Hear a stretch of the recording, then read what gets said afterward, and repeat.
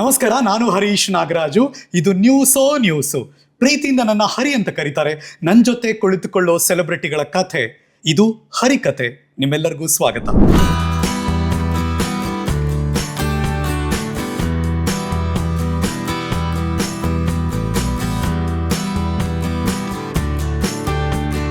ನನ್ನ ಪ್ರಕಾರ ಇವತ್ತಿನ ಈ ಕಥೆ ತುಂಬ ಚಂದ ಇರುತ್ತೆ.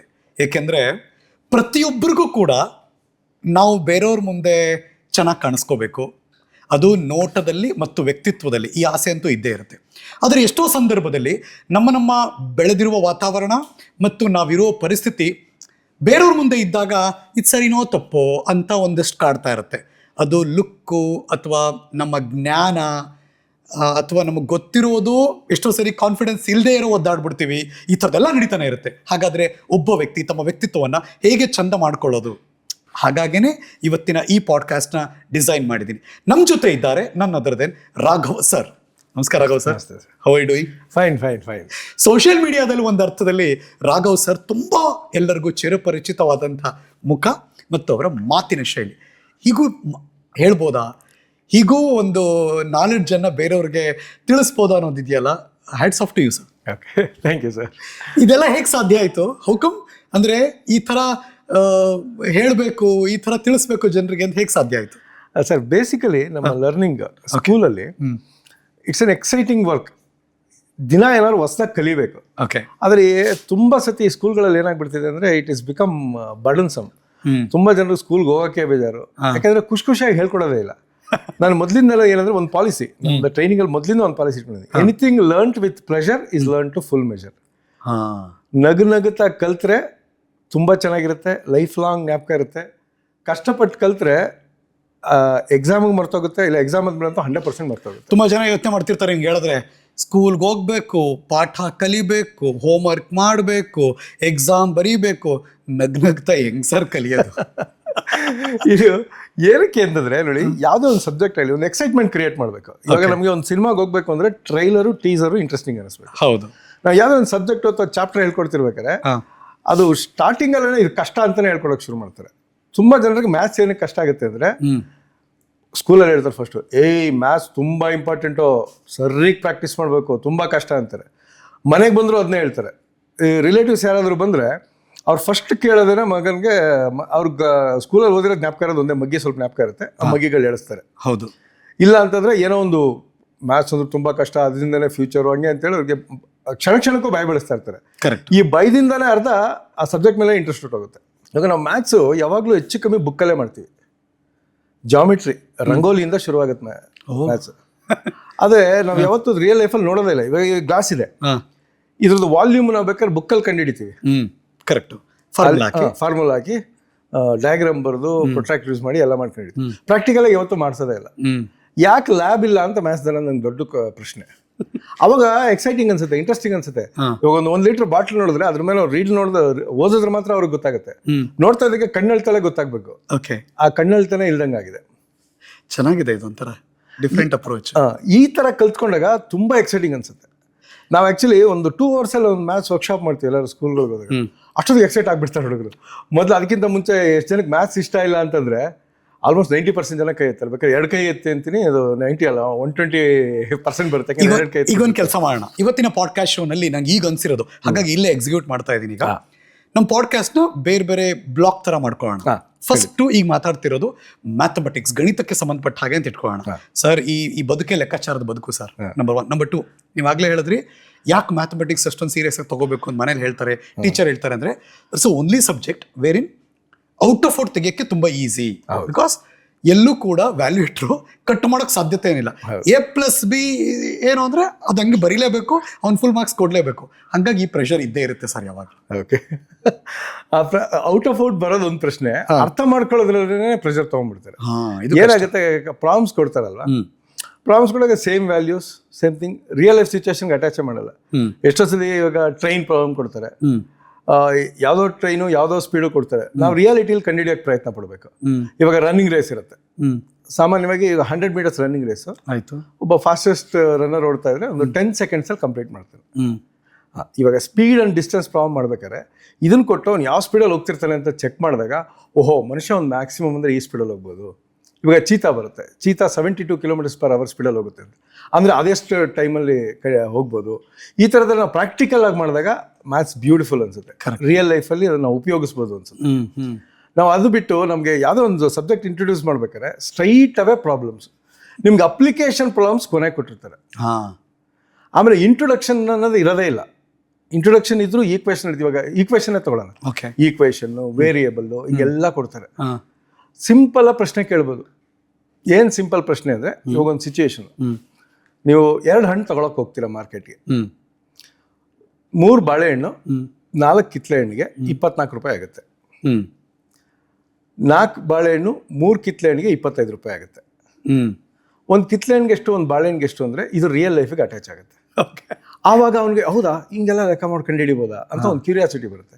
ಅದನ್ನು ಬರೋದ್ರೆ ಫಸ್ಟೇ 3x + 4x = 24, 4x + 3y = 25 ಅಂದರೆ ಅವನಿಗೆ ಯಾವುದಿದು ಎಕ್ಸ್ ಯಾವುದಿದು ವೈ ಅನ್ಸಕ್ಕೆ ಶುರುವಾಗುತ್ತೆ. ಏನೋ ಸಂಬಂಧನೇ ಇಲ್ಲ ನನಗೂ ಅದಕ್ಕೂ ಅನ್ಸ್ಬಿಡುತ್ತೆ. ಅಂದ್ರೆ ಕಷ್ಟ ಇದು ಹೆಂಗ್ ಕಲ್ತ್ಕೊಡೋದು, ಮಗ್ ಮಾಡಕ್ಕೆ ಶುರು ಮಾಡ್ಬಿಡ್ತೀವಿ ಫಾರ್ಮುಲಾಗಳನ್ನ, ರಿಯಲ್ ಲೈಫ್ಗೆ ಅಟ್ಯಾಚ್ಮೆಂಟ್ ಇರಲ್ಲ. ಅಂದ್ರೆ ನನ್ನ ಪ್ರಶ್ನೆ ಈಗ ಯಾರು ಹೇಳ್ಕೊಡ್ತಾರಲ್ಲ ಗುರುಗಳು, ಅವ್ರಿಗೂ ಕೂಡ ಈ ಕಲಿಕೆ ತುಂಬಾ ಇಂಪಾರ್ಟೆಂಟ್ ಸರ್. ಹೌದು, ತುಂಬಾ ಸತಿ ನಾನು ಯಾವಾಗಲೂ ಹೇಳ್ತೀನಿ, ನಮ್ಗೆ ಎಲ್ಲ ಟೀಚರ್ಸು ಜ್ಞಾಪಕ ಇರ್ತಾರೆ ಮಕ್ಕಳು. ತುಂಬಾ ಸತಿ ಮ್ಯಾಥ್ಸ್ ಟೀಚರ್ ಮಕ್ಕ ಜ್ಞಾಪಕ ಇರಲ್ಲ. ಯಾಕೆ? ಅವ್ರು ಯಾವಾಗಲೂ ಬೋರ್ಡ್ ಕಡೆನೇ ತಿರುಗಿರ್ತಾರೆ, ಬೋರ್ಡ್ ತುಂಬಾ ಬರಿತಾನೆ ಇರ್ತಾರೆ. ಅವ್ರು ಬರೋದು ಮುಗಿಸಿದ್ಮೇಲೆ ನಾವು ಬರ್ಕೊಳ್ಳೋದಿರುತ್ತೆ. ಸೊ ಹಾಗಾಗಿ ಅವ್ರ ಮುಖನೇ ನೋಡಿರಲ್ಲ ಅಂತ. ಅದೇ ಅಂದ್ರೆ ರಿಯಾಲಿಟಿಗೆ ಡಿಸ್ಕನೆಕ್ಟ್ ಆಗ್ಬಿಟ್ಟಿರ್ತೀವಿ. ಆದಷ್ಟು ಪ್ರಾಕ್ಟಿಕಲ್ ಆಗಿ ಮಾಡ್ಬೇಕು. ಅವ್ನ ಮುಂದ್ಗಡೆ ಕೂತಿರೋ ಡೆಸ್ಕ್ ಅದು ರೆಕ್ಟ್ಯಾಂಗಲ್, ಅದರದೇ ಫಸ್ಟ್ ಏರಿಯಾ ಕಂಡಿಡೀಲಿ. ಆಮೇಲೆ ನಾವಲ್ಲಿ ಲೆಂತ್ ಬ್ರೆಡ್ತ್ ಹಾಕ್ಬಿಟ್ಟು ಕಂಡಿಡಿಯೋಣ.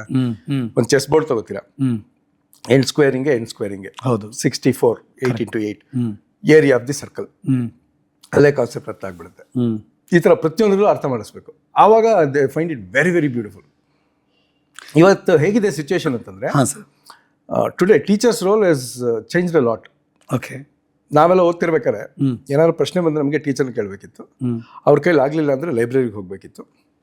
ಲೈಬ್ರರಿ ಹೋಗಿ ದಿನ ಪೂರ್ತಿ ಹುಡ್ಕಾಡಿದ್ರು ನಮಗೆ ಸಿಗ್ದಲ್ಲವ್ರು ಸಿಕ್ತರು, ಏನೋ ಒಂದು ಸ್ವಲ್ಪ ಸಿಕ್ತಿತ್ತು. ಇವತ್ತು everything is available on mobile. Correct. ಅದೊಂಥರ ಪಾಕೆಟ್ ದ್ರೋಣಾಚಾರ್ಯ ಅಂತ ನಾವು ಗೂಗಲ್ನೋ ಚಾಟ್ ಜಿಪಿಟಿನೋ ಕೇಳ್ತೀವಿ. ಹೌದು, ಪಾಕೆಟ್ ದ್ರೋಣಾಚಾರ್ಯ ಅಂತ ಕರಿತೀನಿ. ಯಾಕೆಂದರೆ ಇವತ್ತು ದ್ರೋಣಾಚಾರ್ಯ ಇರ್ತಾರೆ, ನೀವು ಕಲ್ಲಿನ ವಿಗ್ರಹ ಮಾಡ್ಕೋಬೇಕಲ್ಲ, ಇದೊಂದು ಡಿವೈಸ್ ಸಾಕು, ಇದರಲ್ಲೇ ಎಲ್ಲ ತಿಳ್ಕೊಬೋದು. ಇವತ್ತು ಟೀಚರ್ಸ್ ರೋಲ್ ಏನಂದರೆ ಇನ್ಸ್ಪೈರ್ ಮಾಡೋದು, ಫೆಸಿಲಿಟೇಟ್ ಮಾಡೋದು, ಮೆಂಟರಿಂಗ್ ಮಾಡೋದು. ಇದು ತುಂಬ ರೆಲೆವೆಂಟ್ ಆಗುತ್ತೆ. ಯಾಕೆಂದರೆ ತುಂಬ ಸ್ಕೂಲ್ಸು ಕಾಲೇಜಸ್ಸು ಇನ್ನೂ they have not prepared for it. ಇವತ್ತಿಗೂ ನಾನು ಕೆಲವು ಸ್ಕೂಲ್ಗಳ ಹತ್ರ ಕೇಳ್ತೀನಿ, ತಲೆ ಕೆಟ್ಟೋಗ್ಬಿಡುತ್ತೆ ನನಗೆ. 0 1 0 ಬಾಯಟ್ ಮಾಡಿಸ್ತಾ ಇರ್ತಾರೆ ಸರ್. 0 1 0 ಬಾಯಟ್ ಮಾಡಿಸ್ತಾ ಇರ್ತಾರೆ. 0 1 0 0 1 0 ಡೈಲಿ ಬಾಯಟ್ ಮಾಡಿಸ್ತಾರೆ.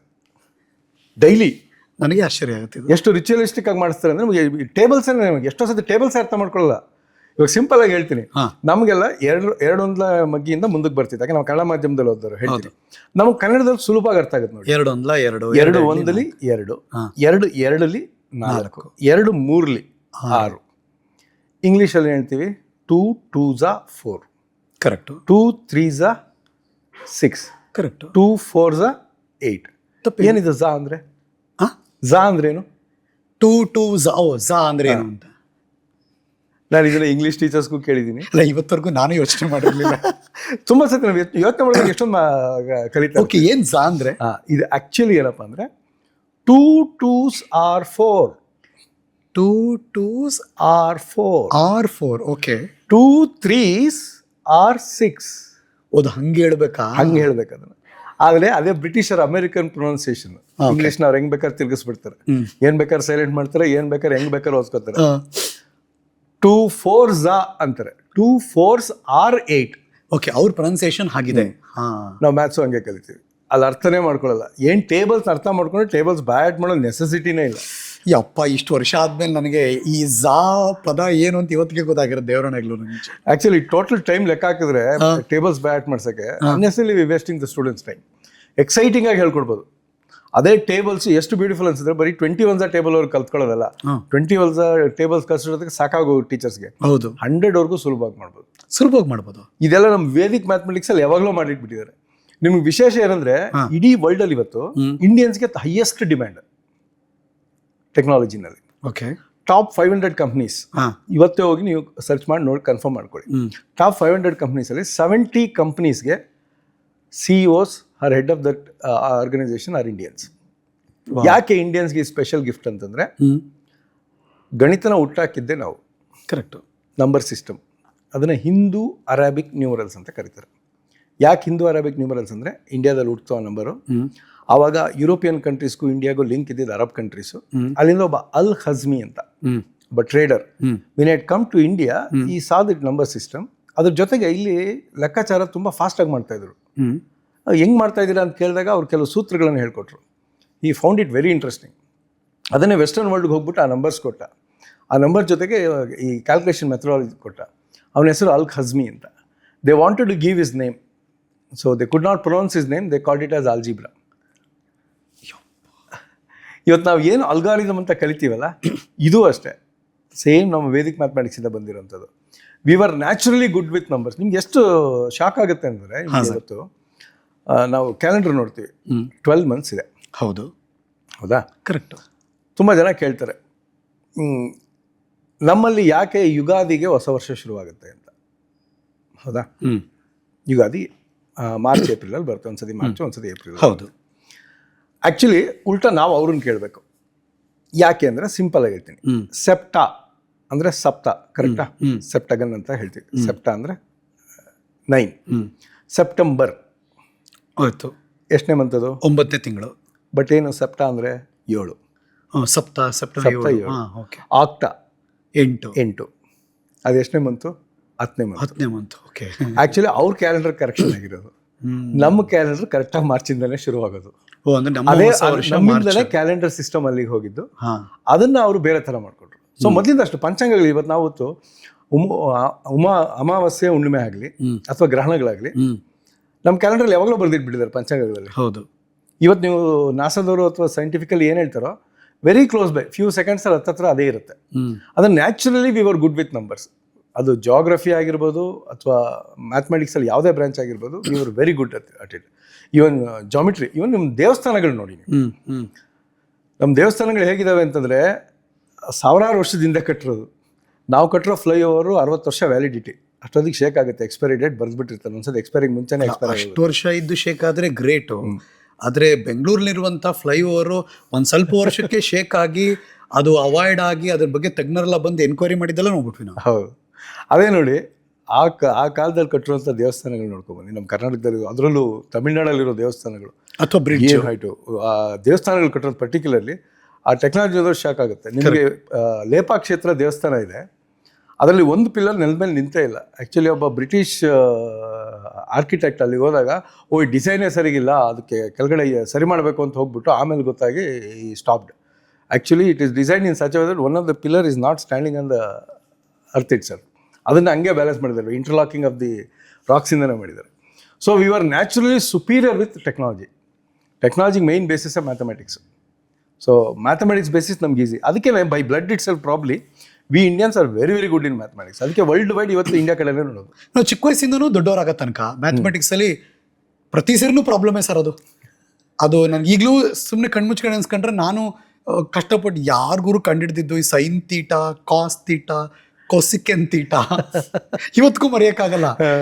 ಇದೆಲ್ಲ ಪ್ರಾಬ್ಲಮೇ ಅಲ್ವಾ ನಮ್ಮ ಲೈಫ್ಗೆ ಅನಿಸ್ಬಿಡುತ್ತೆ. ಬಟ್ ನನಗೊಂದು ಕೇಳಬೇಕು ಕುತೂಹಲದ್ದು ಸರ್, ಇದೆಲ್ಲ ಕಲಿತೀವಲ್ಲ ನಾವು, ಅದೆಲ್ಲ ರಿಯಲ್ ಬದುಕಿಗೆ ನಮಗೆ ಹೆಲ್ಪ್ ಆಗುತ್ತಾ ಸರ್? ಯೂಸ್ ಆಗುತ್ತಾ ಸರ್? ಖಂಡಿತ ಯೂಸ್ ಆಗುತ್ತೆ ಸರ್. ಇವಾಗ ಹೆಂಗೆ ಅಂದರೆ, ಇವಾಗ ವಿರಾಟ್ ಕೊಹ್ಲಿ ಮಾತಾಡಿದ್ದೆ ಒಂದ್ಸತಿ ಒಂದು ಇದರಲ್ಲಿ ನೋಡಿದ್ದೆ.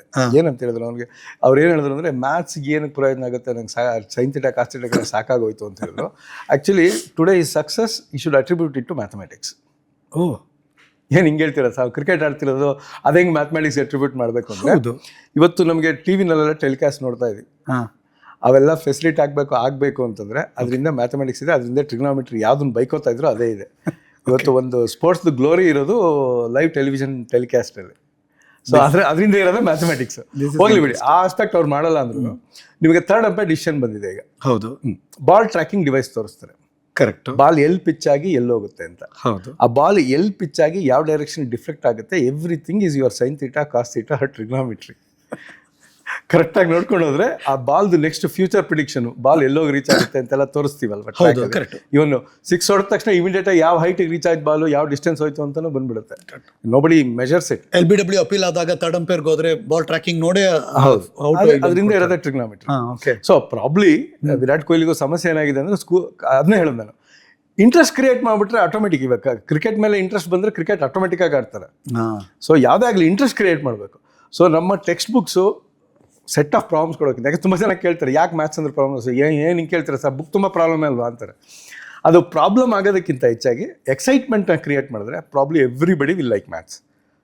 ಪ್ರತಿಯೊಬ್ಬರ ಬದುಕು ಬೇರೆ ಬೇರೆ, ಅಂದರೆ ಗ್ರಾಮೀಣ ಭಾಗ, ಸಿಟಿ, ಬೇರೆ ಬೇರೆ ಕಡೆ ಇರ್ತಾರೆ, ಬೇರೆ ಬೇರೆ ಮನೋಸ್ಥಿತಿಲಿ ಇರ್ತಾರೆ. ಪ್ರತಿಯೊಬ್ಬರಿಗೂ ಮ್ಯಾಥಮೆಟಿಕ್ಸ್ ಅವ್ರ ಬದುಕು ಕನೆಕ್ಟ್ ಆಗಿರುತ್ತೆ sir.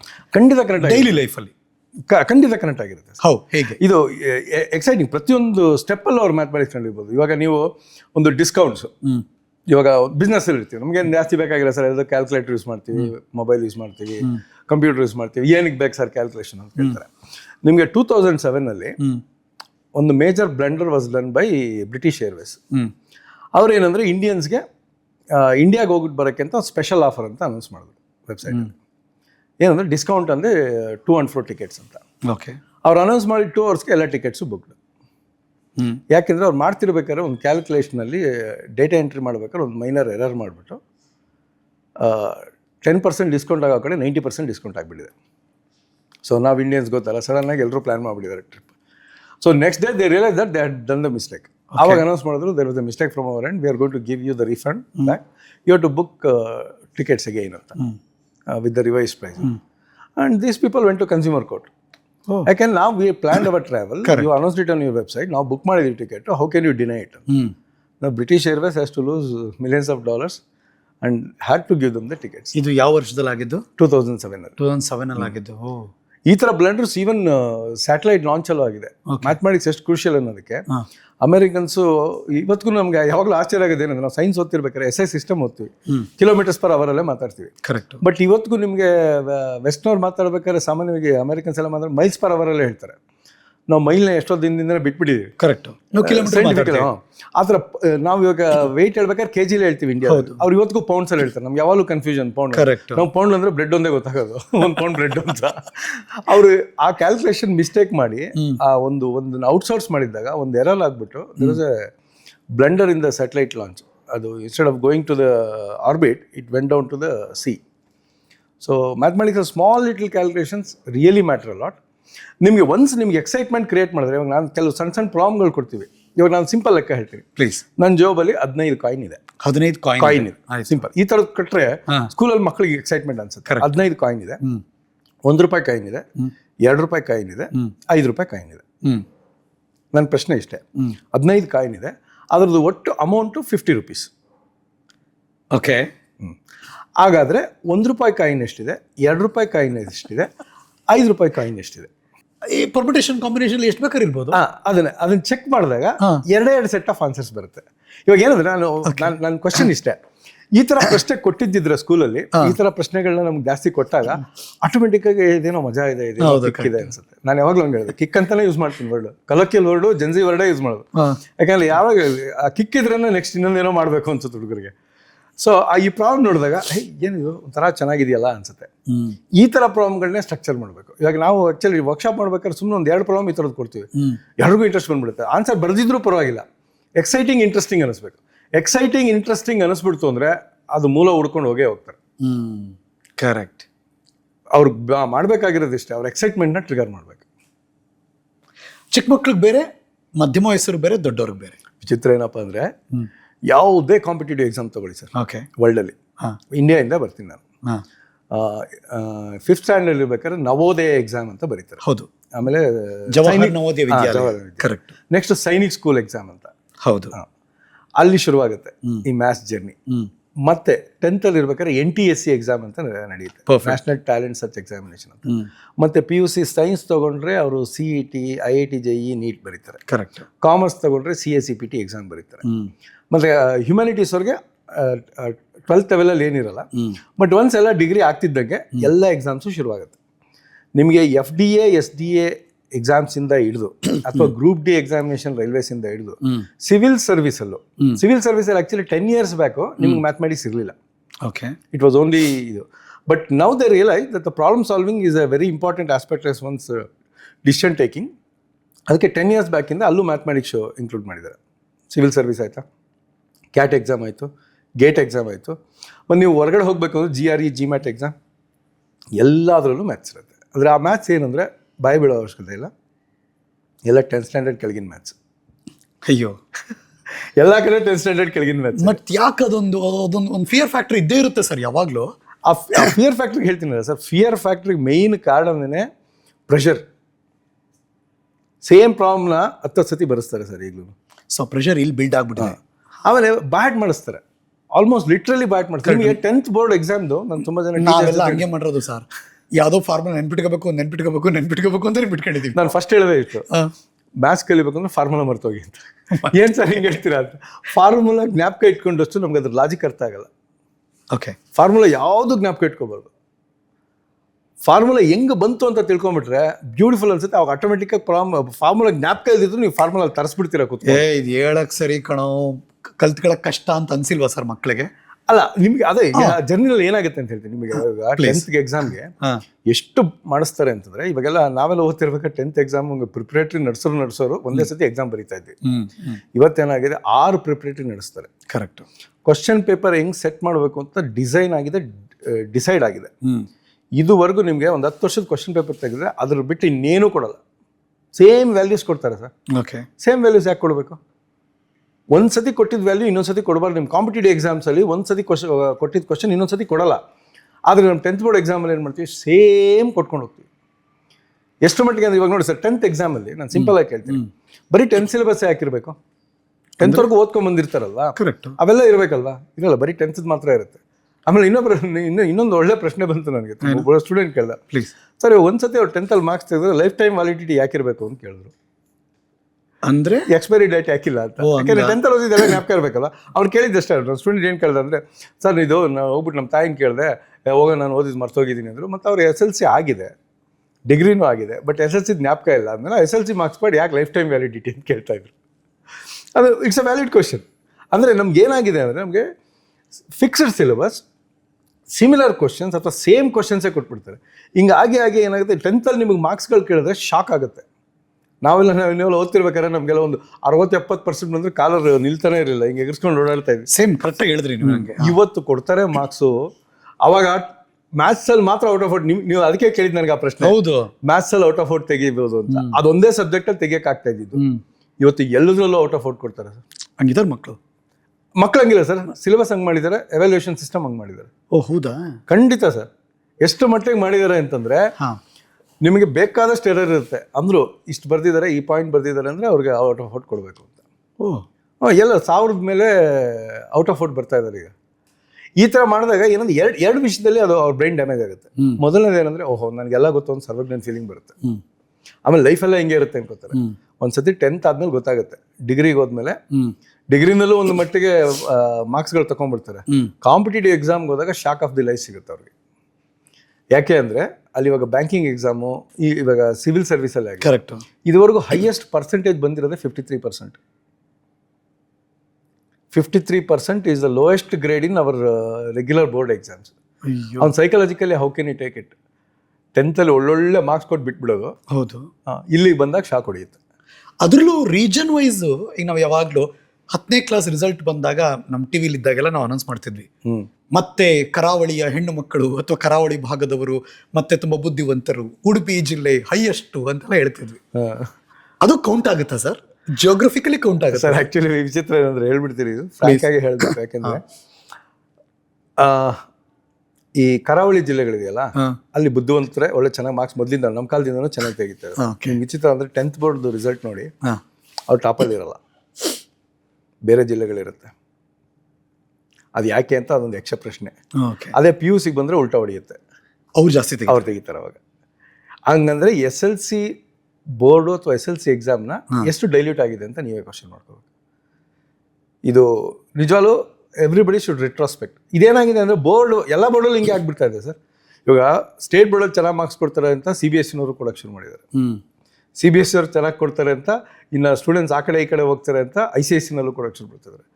So board SSLC marks 10th ಆಗಲಿ ಯಾವ ಬೋರ್ಡ್ ಆದರೂ ಆಗಲಿ, whether it is state, CBSE or ICSE, ಎಲ್ಲ ಕಡೆ ಇದೇ ಆಗ್ತಾಯಿದೆ. 10th marks card is not the reflection of one's abilities, it's a reflection of one's capability to by heart.